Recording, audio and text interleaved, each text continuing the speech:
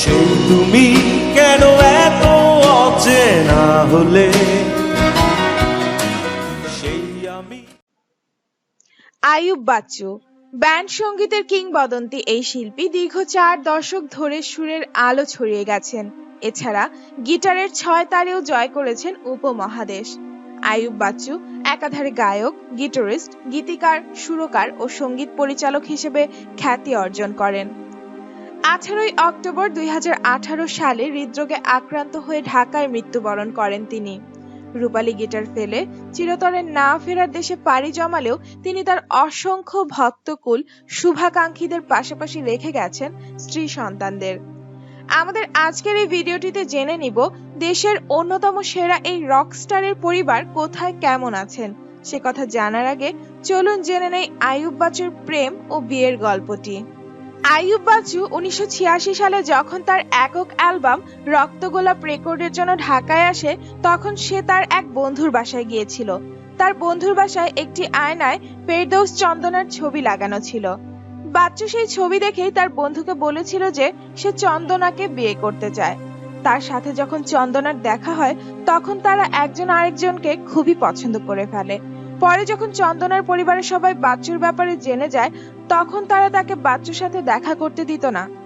বাচ্চু বলেছিলেন যে তার ব্যান্ড এলআরবি এর প্রথম অ্যালবাম এলআরবি 1 এর একটি গান ফেরারি মন চন্দনাকে যখন তার পরিবার বাচ্চুর সাথে দেখা করতে দিচ্ছিলেন না, তখন বাচ্চুর কেমন মনে হচ্ছিল তার কথাই বলে।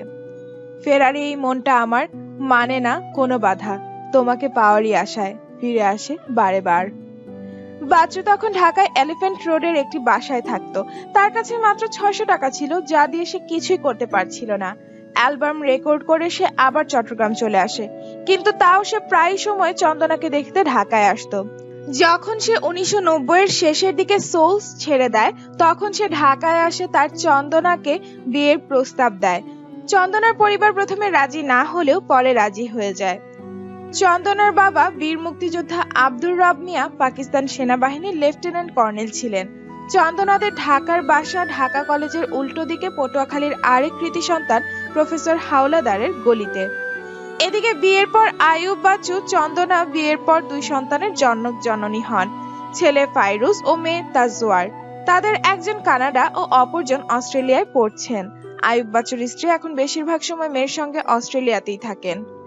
বাংলাদেশের ব্যান্ড ইতিহাসের অন্যতম নায়ক আইয়ুব বাচ্চুর পরিবার সবসময় ছিল লোকচক্ষুর আড়ালে, সামনে আসেনি। জীবিত অবস্থাতেও এই ব্যক্তি জীবনের আড়ালটা পছন্দ করতেন আইয়ুব বাচ্চু। সম্প্রতি একটি সাক্ষাৎকারের কথা বলতে শুরু করে উপস্থাপক যখন জানতে চান কেমন আছেন, নিজেকে আটকাতে পারেননি চন্দনা। কান্নায় ভেঙে পড়ে জানালেন, গত 1 বছরে এই জানতে চাওয়ার জন্য হলেও আইয়ুব বাচ্চুর সহকর্মীদের কেউ একটাবারও ফোন করেনি। আমরা কোনো ফোনও পাইনি, কেউ জানতে চায়নি আইয়ুব বাচ্চুর পরিবার কেমন আছে। বড্ড অবাক লাগে, বুকের ভেতর চাপা কষ্ট কাজ করে। ফেরদৌস আক্তার চন্দনা, যার সাথে আইয়ুব বাচ্চু ঘর বেঁধেছিলেন 1991 সালের 31শে জানুয়ারি। এত বছরের হাত ধরা মানুষটি চলে গেলে কেমন লাগবে, সেটির জন্য শব্দ নয়, তার অশ্রুই যথেষ্ট।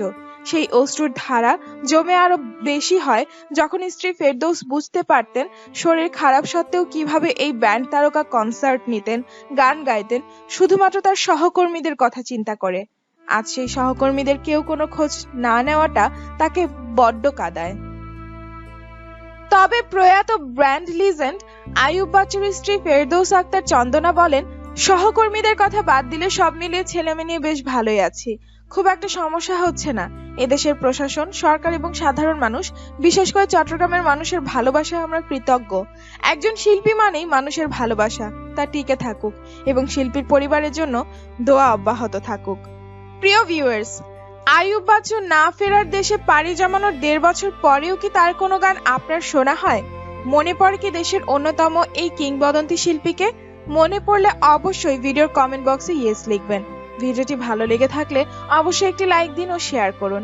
আরো এমন হারিয়ে যাওয়া তারকাদের পরিবারের সর্বশেষ অবস্থা জানতে আমাদের চ্যানেলটি সাবস্ক্রাইব করে আমাদের সাথেই থাকুন।